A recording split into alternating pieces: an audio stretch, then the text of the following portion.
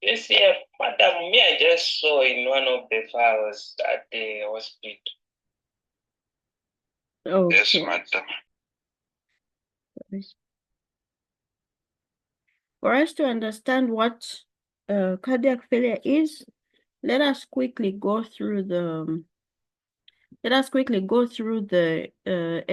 a slight revision of the heart and the flow of blood through the heart.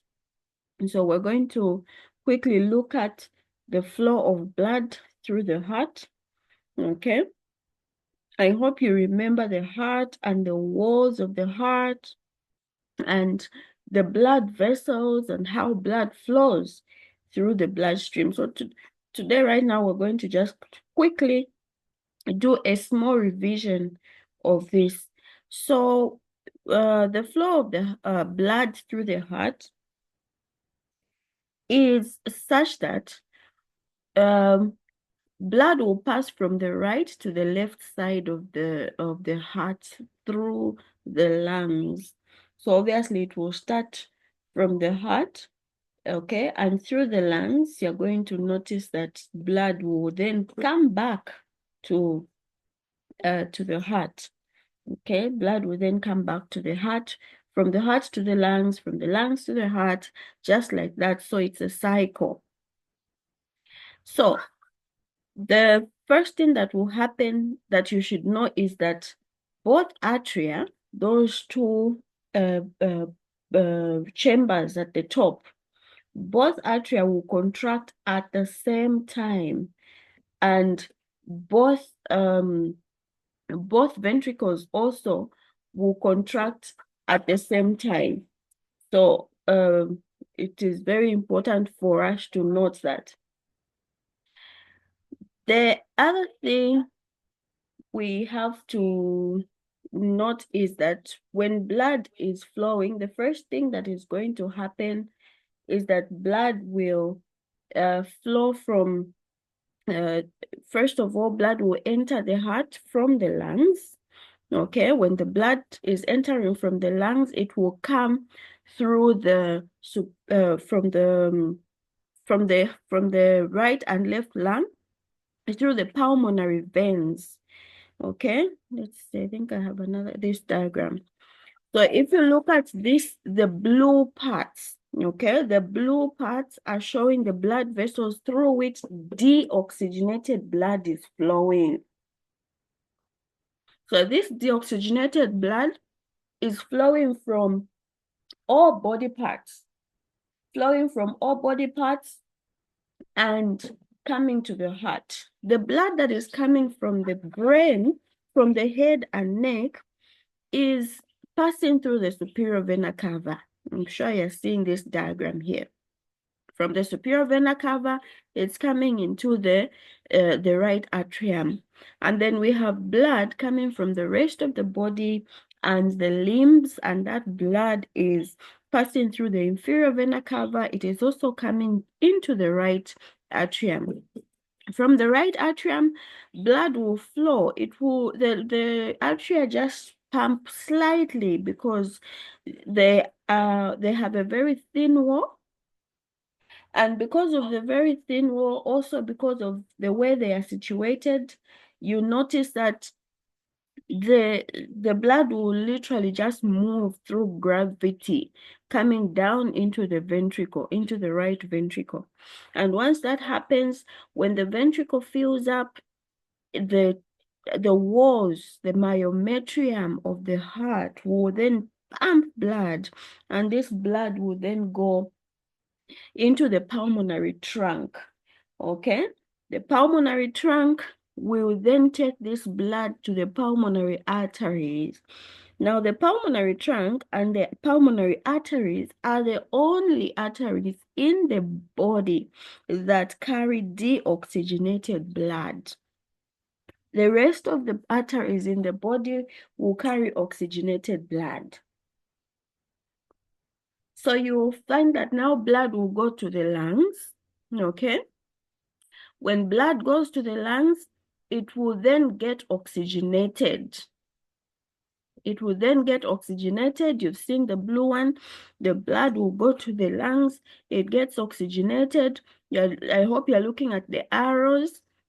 After the blood is oxygenated in the lungs, it will then flow back to the heart, this time to the left atrium through the pulmonary veins. And the pulmonary veins are the only veins that carry oxygenated blood. So this time, we're going to now have pulmonary veins bringing oxygenated blood from the lungs to the heart.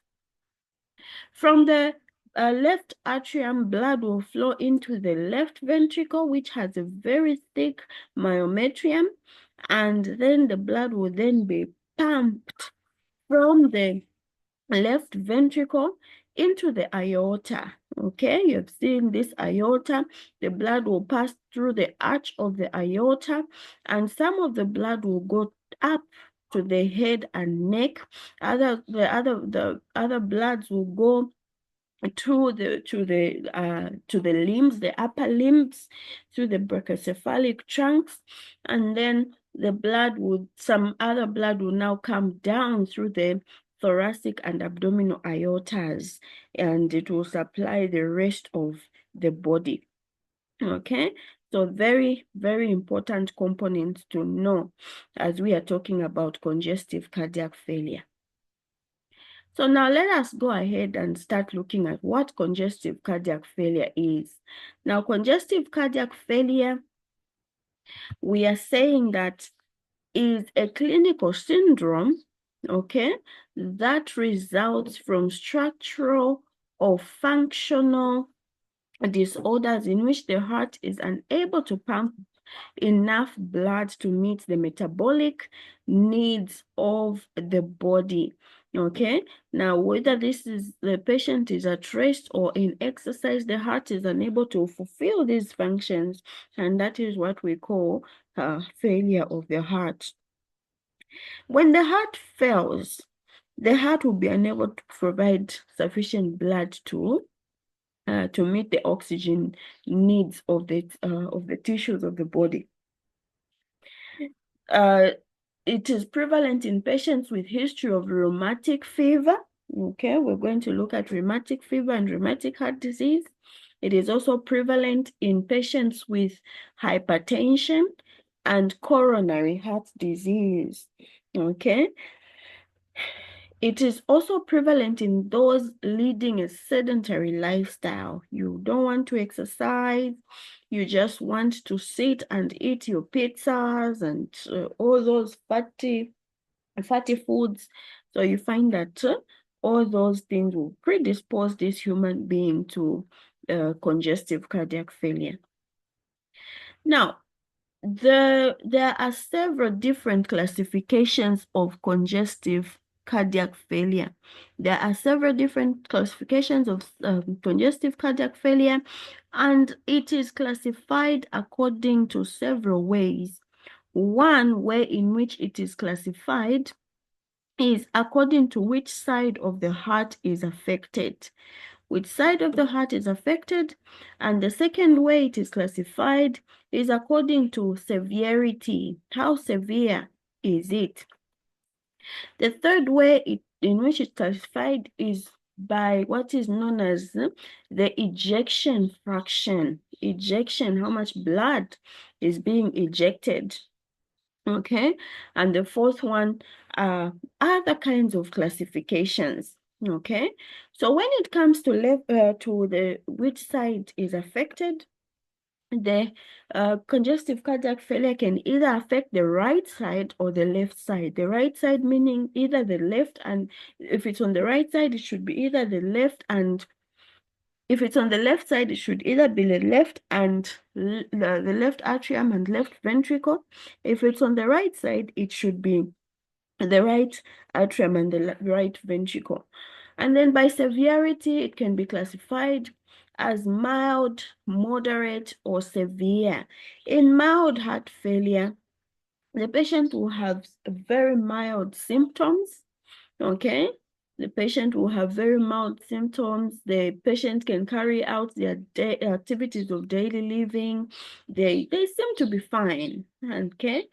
And then in the moderate ones, symptoms are more pronounced, and the patient may start failing to carry out the activities of daily living. And then we have severe heart failure, where the patient is significantly ill and they are unable to do anything. Their life activities are impacted, okay?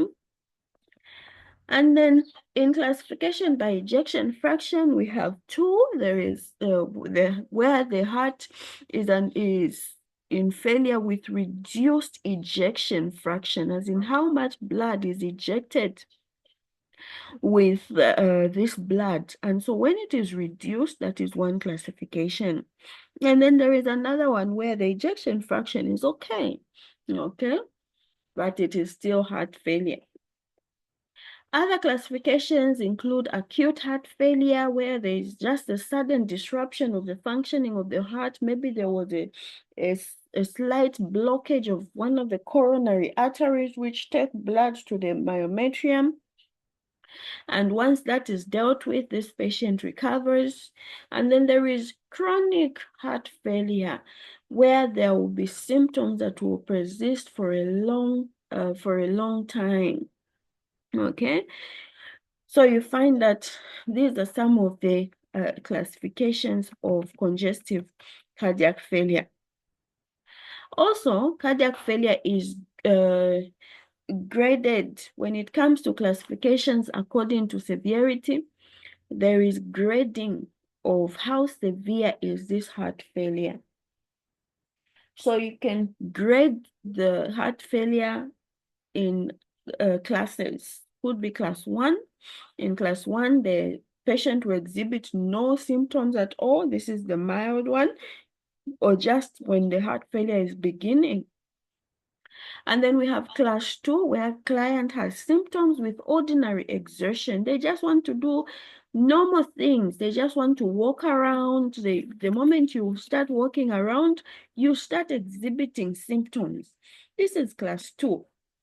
And then class 3, the clients will display symptoms with minimal exertion. You just try to maybe jump around, you want to run a little, but this results in the patient being exhausted and being out of breath, and they have heart palpitations. Then there is class 4, where the client will have symptoms even when they are at rest. They're sleeping, but they are unable to breathe, okay? They are unable to carry out even the minimum things that a human being is supposed to carry out. Now, what are the predisposing factors to congestive cardiac failure? One, we have valvular heart disease, okay? For example, in conditions like endocarditis is the inflammation of the endocardium of the heart. That cardiac lining is, when it is inflamed, that means that the patient has endocarditis. Okay, and then syphilitic heart disease, where the patient has had syphilis for years, and there is now a complication where this syphilis now starts becoming systemic and the heart is affected. And then we have systemic hypertension. Long-standing systemic hypertension will also predispose the patient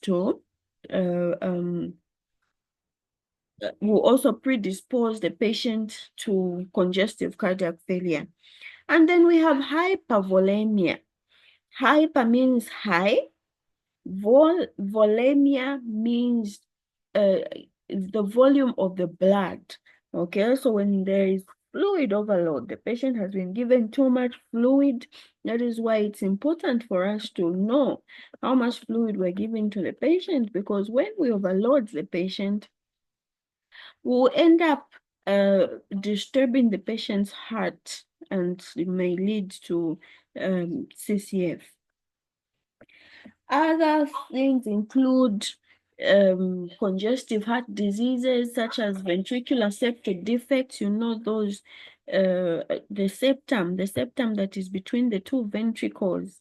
There could be a disease in that septum, and so the heart it starts failing.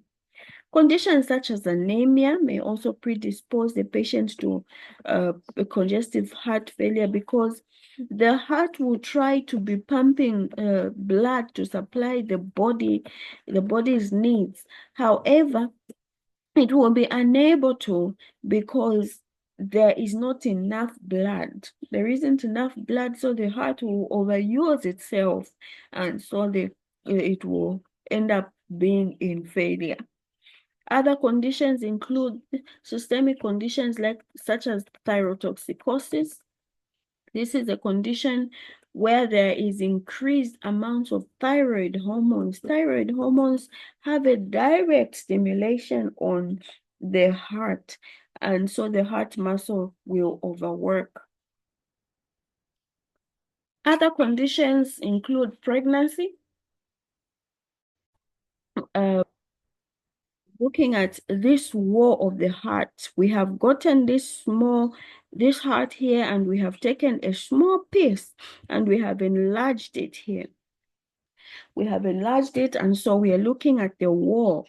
The part which looks brownish here, it is standing for the endocardium inside, with all those trabeculae that are showing in the endocardium.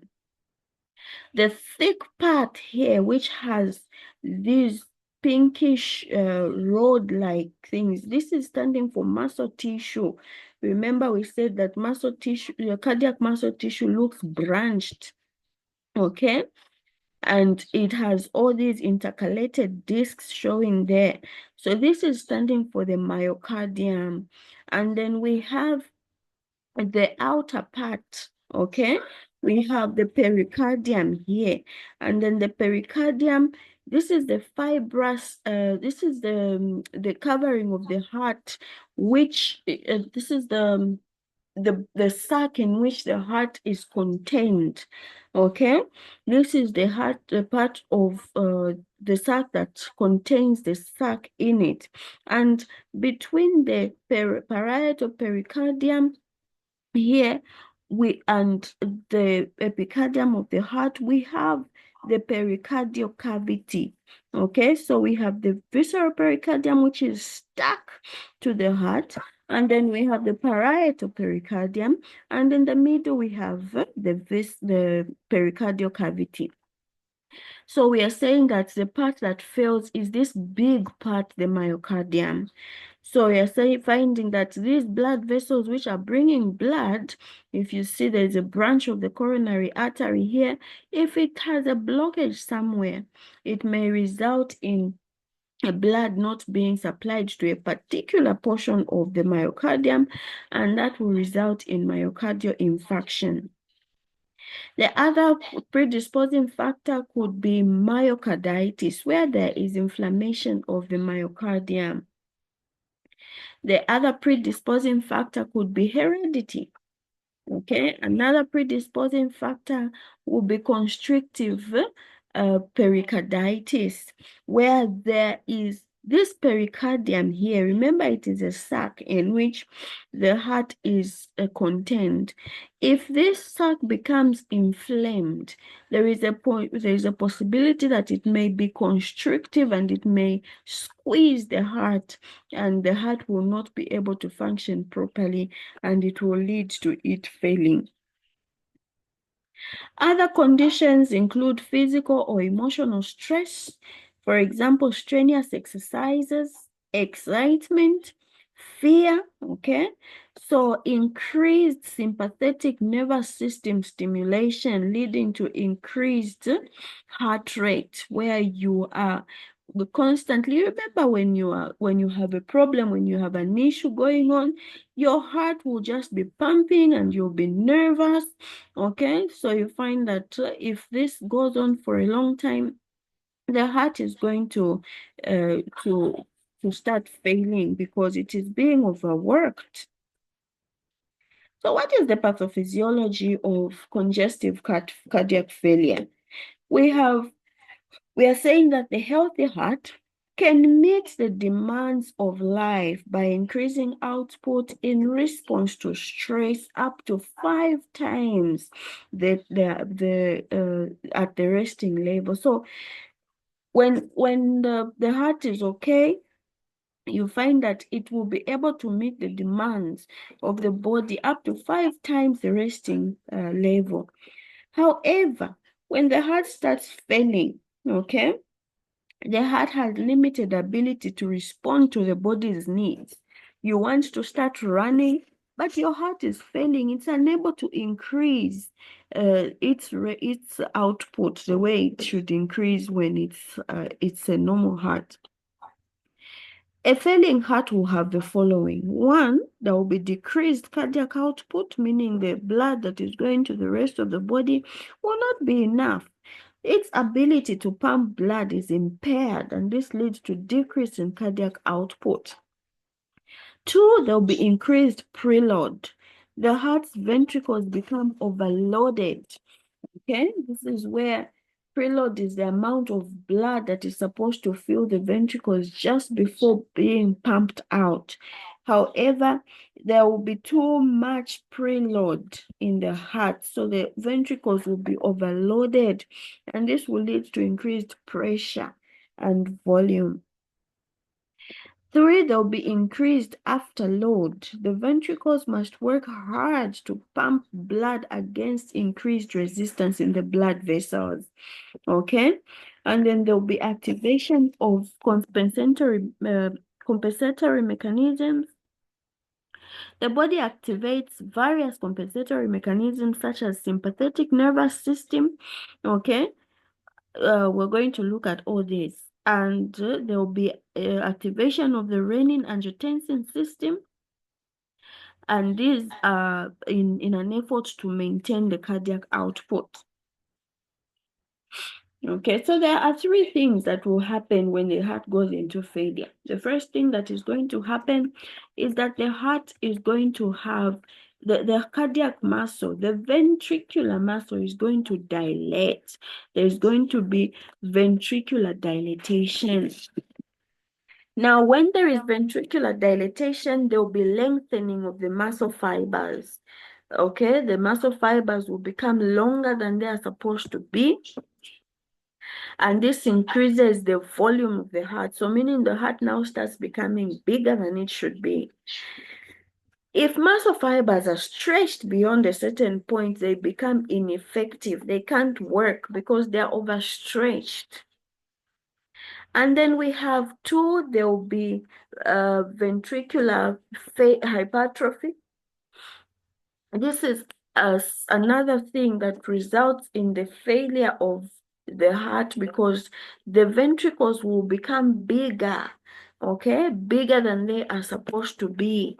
So this is the increase in the diameter of muscle fibers in an effort to increase contractile power. The third thing that will happen is that there will be increased sympathetic nervous system stimulation. Now, the body, remember, is interpreting this as the heart doesn't have enough stimulation to work. Therefore, the sympathetic nervous system is going to stimulate the heart to pump enough blood for all body tissues to receive. However, the heart is failing.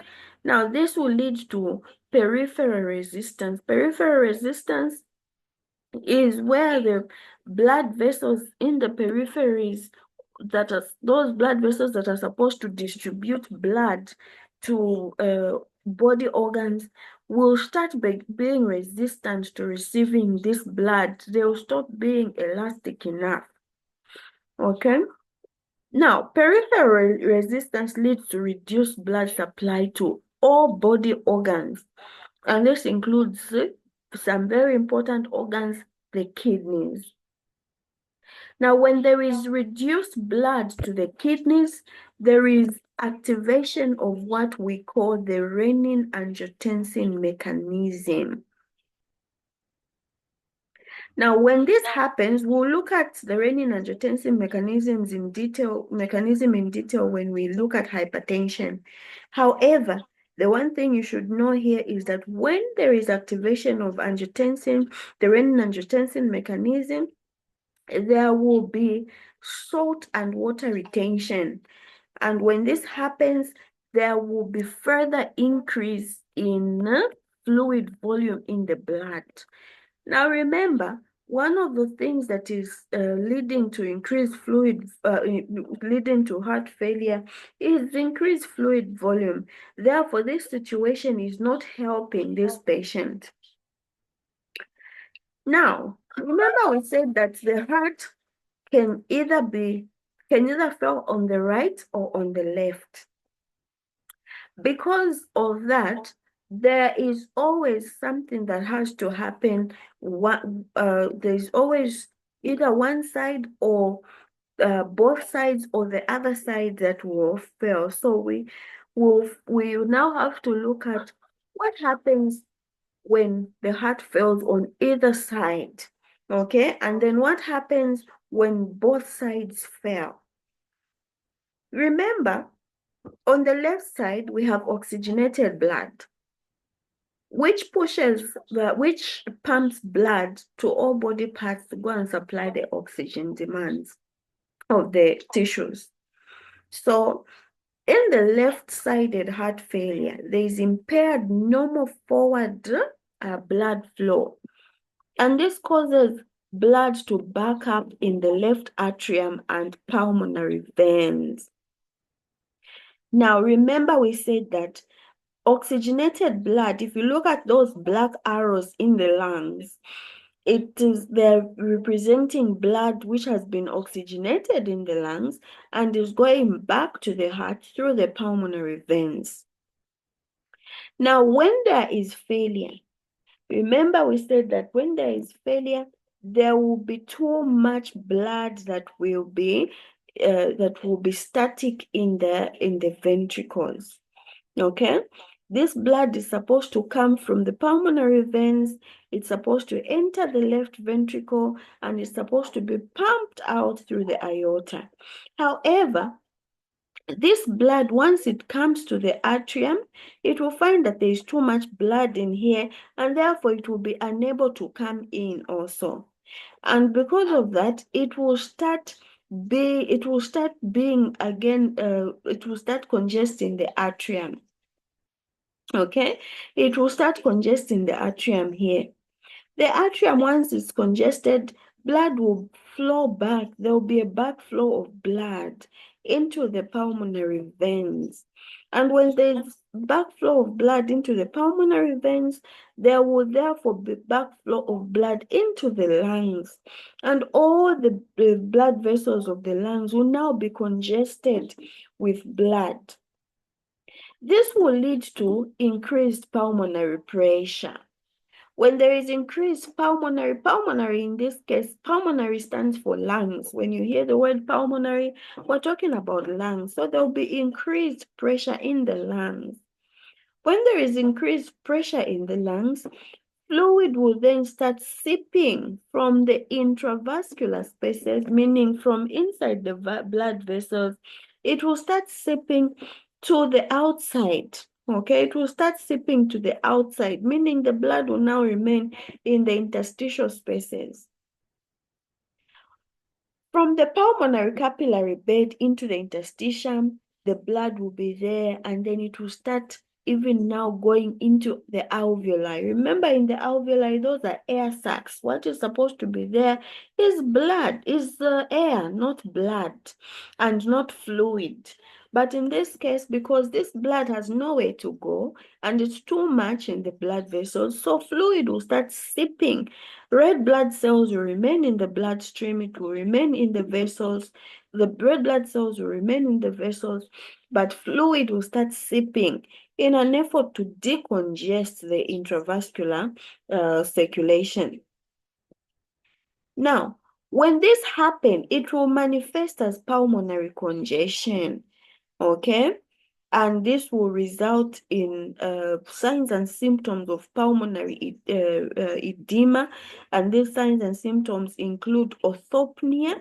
This is where the patient is unable to breathe unless they stand up, okay? And the other symptoms will be shortness of breath because the lungs are congested. The other things will be pulmonary edema. There's going to be pulmonary edema in the lung. The lungs are going to be edematous. That is what is called pulmonary edema. And then we have the right-sided heart failure now. Now, right-sided heart failure will come about because remember, we have this blood which has now congested the lungs over here. Where is this blood going to go? Now it's going to start going back to where it came from. It will now start going back to the pulmonary arteries, back to the right ventricle, back to the left ventricle, and back into the vena cava. So right-sided heart failure will cause backup of blood in the right atrium and in the venous circulation. So you find that now blood will go back to the right ventricle, back to the right atrium, back into the vena cava. When the vena cava are congested, blood will start flowing back to wherever it came from. If there was blood that was coming from the head and neck, okay, through the jugular veins, the blood will start congesting those veins. Okay, the blood that was coming from the liver through the inferior vena cava will start going back where it came from, and it will start congesting the liver. It will go back and start congesting the portal vein. I hope you listened to that. Did I send the video of, I did send liver cirrhosis, isn't it?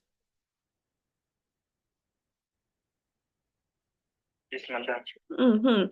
I hope you listened to it because this is almost the same thing that will happen. Again, there's going to be a congestion in the portal vein. Okay, so in this situation, left-sided heart failure results in pulmonary congestion and increased pressure in blood vessels of the lung. Pulmonary hypertension leads to backup of blood back to the left atrium, the left ventricle, and consequently leads to venous congestion. This is supposed to be right atrium and right ventricle, not left atrium and left ventricle. So I'll have to change that before I send the notes. Okay, so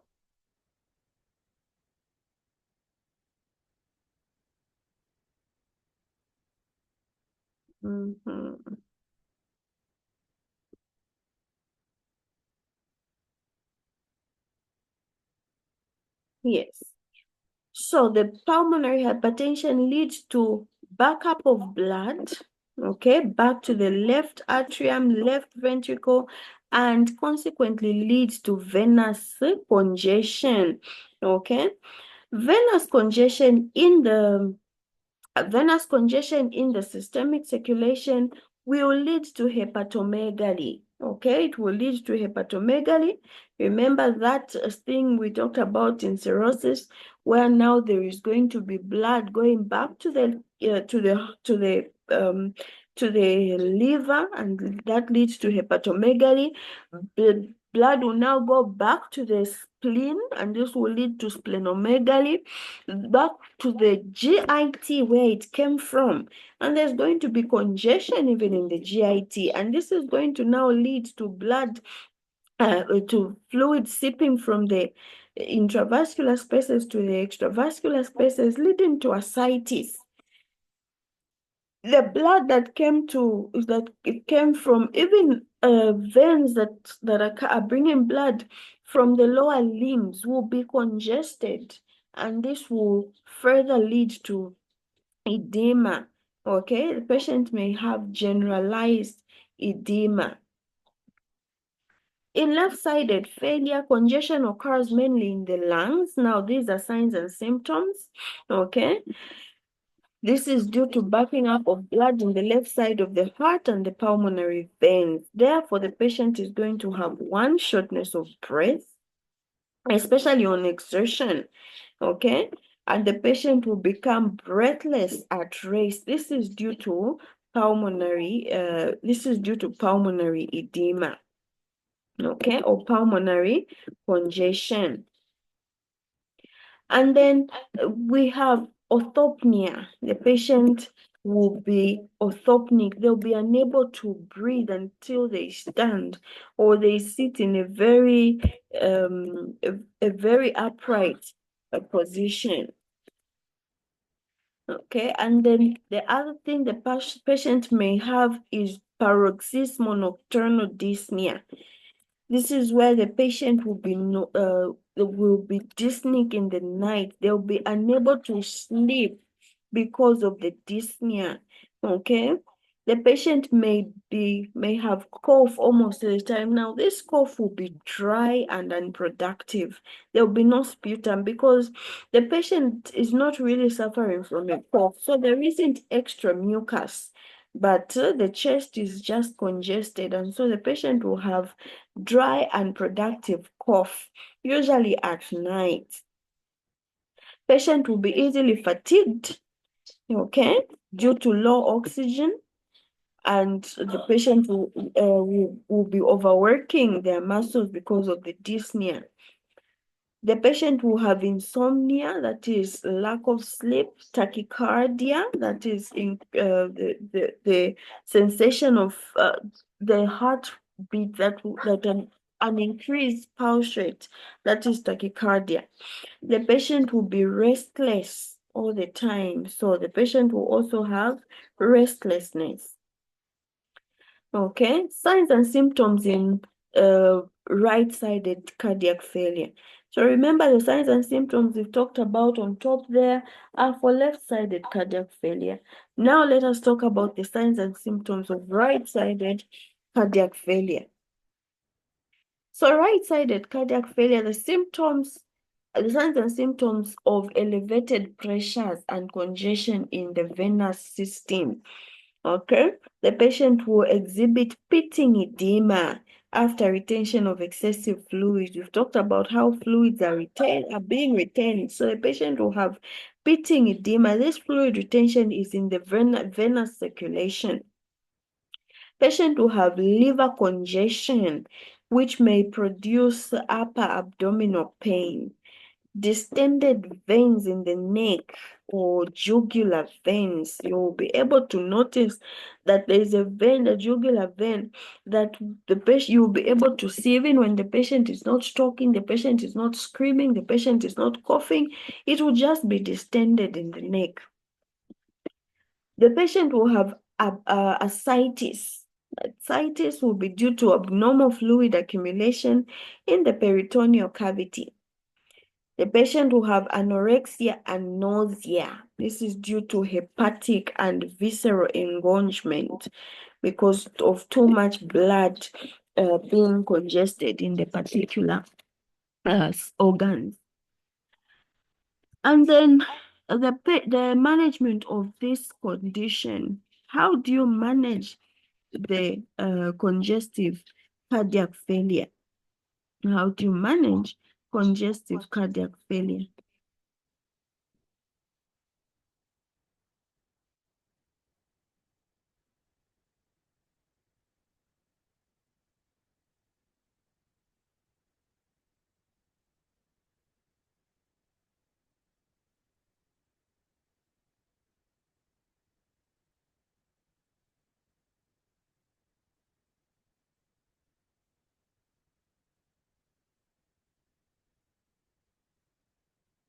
Okay, just a minute.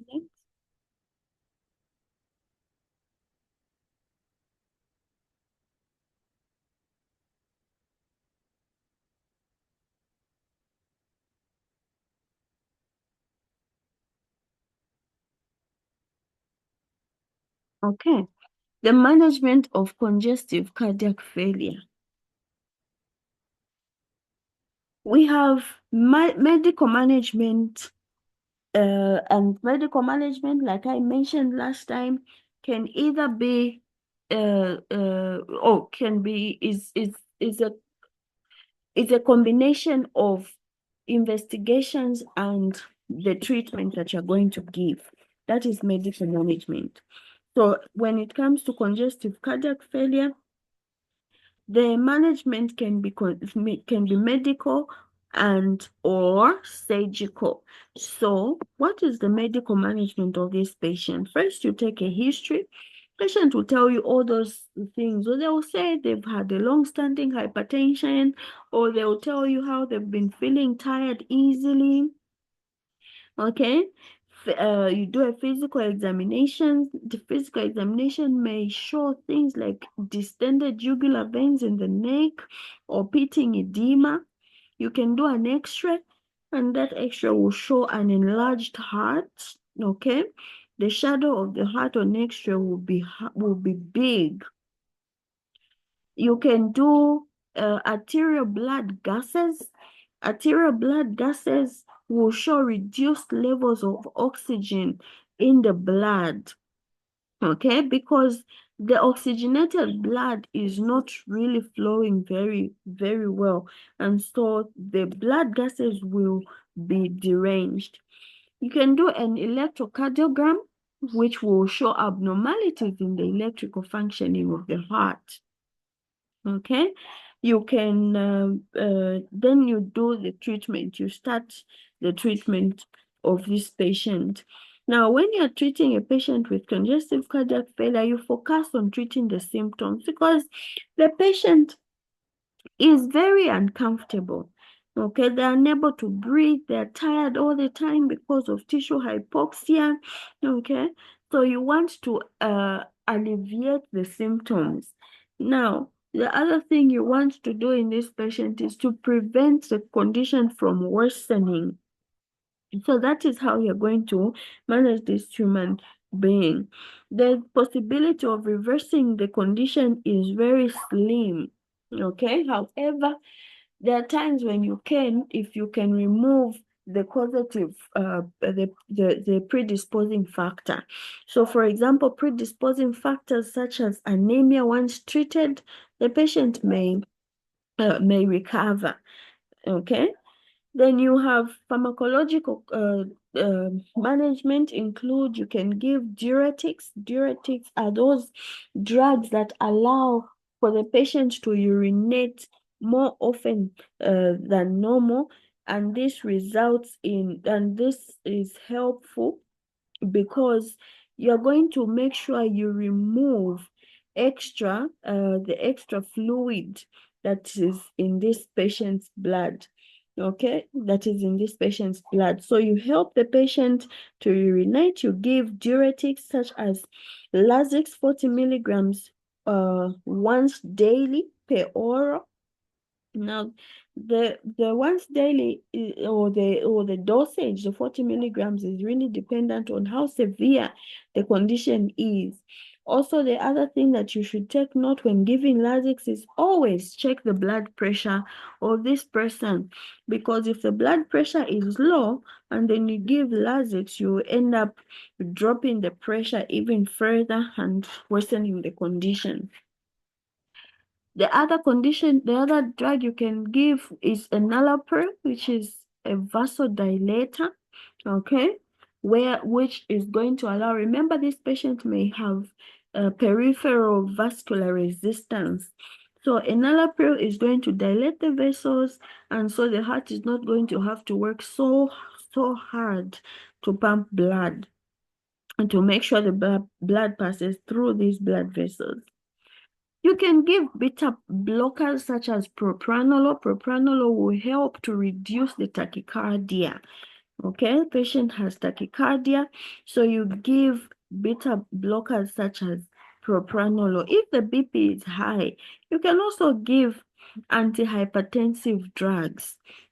Okay, the surgical treatment for congestive cardiac failure can include one, cardiac resynchronization therapy. This involves pacing both the left and right ventricles. You put pacemakers. So if you see this diagram on top here, you put pacemakers that will help correct, that will help to pace the heart. Both the left and right ventricles will be paced, okay, by putting pacemakers in them, okay. Then the second one is the use of ventricular assisted devices, okay, or LVADs, okay, which are battery operated mechanical pumps. So this diagram at the bottom here, we have this battery operated mechanical pump. We have a control unit there in the west. Okay, now this one you have an implant that is put on the upper part of the abdomen. Okay, and they take blood from the left ventricle and pump it through the aorta. Okay, you've seen that the pump is near the apex of the heart. Okay, so this helps to pump blood into the aorta. There is a conduit that is made so that blood doesn't have to really be pumped by the heart. This conduit helps to move blood from the left ventricle, okay, which is why it is put just by the apex of the heart, and this conduit goes to take blood into the aorta like that. Okay, so these are commonly used for patients awaiting heart transplants because you can't be with this for years and years and years. If the patient is waiting for heart transplant, they can be using this ventricular assisted device. The other surgical treatment that can be done is heart transplantation. You get a transplant from another patient who has died. And then there is repair of the valves. If the valves have failed, remember, you see these valves on the heart, okay? These valves, they can be failing. And because they're failing, if the ventricle pumps blood, instead of blood going into either the pulmonary trunk or the aorta, the blood will be flowing back into the atria, and so that means the valves are failing. So in order